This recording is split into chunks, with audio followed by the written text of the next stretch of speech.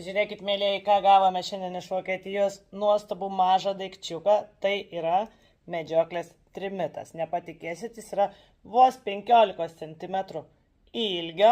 Jisai kelia didžiulį triukšmą, nuostabiai gražus garsas ir pradėkime savo varymus su tuo stebuklingu mažu. Jisai yra sukurtas Pakistane, beje, ir gaminamės iki šiol Pakistane. Mes jį gavome ir gausime toliau, turėsime visada. Jo kaina yra tik 20 eurų. Aš jį tuoj pat suvesiu į medžioklio elektroninę parduotuvę ir turėsime jį pardavime.